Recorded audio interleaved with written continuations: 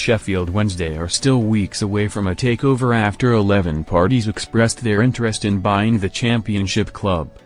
That is according to football finance expert Dr. Dan Plumley, who has exclusively explained to Football Insider the position Sheffield Wednesday are currently in.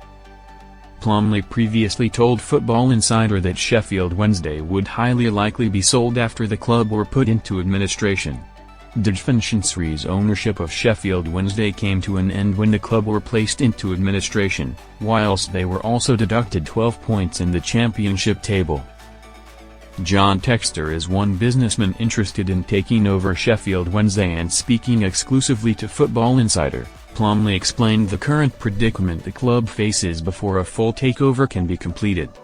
"We've seen that there's going to be a 2-week negotiating period and this deadline of Friday the 5th of December for a preferred bidding status. So we're a couple of weeks away from that," Plumley said. "And then if you kind of roll that through, it will take a little bit of time for a full takeover to go through because the due diligence has got to be done, and they've got past the owners and directors test and everything. In terms of what the administrators will be looking for, they have to try and get the highest value for the creditors. You may have heard this thing around that they have to accept the biggest bid on the table. Now there is some kind of flexibility within that the biggest bid on the table might not necessarily be the biggest bid overall in terms of long-term infrastructure and what they want to do with that club moving forward."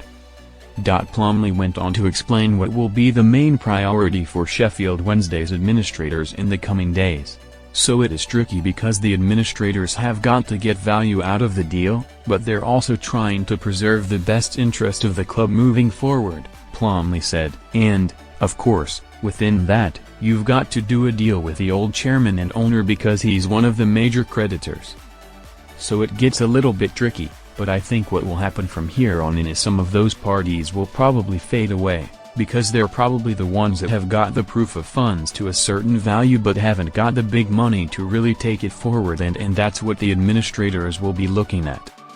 But with administration, it will come down to whether they'll have to put their bids on the table. And if the administrators think that the highest bid is not necessarily the best bid, they might go back to a couple and potentially say, can you increase your bid?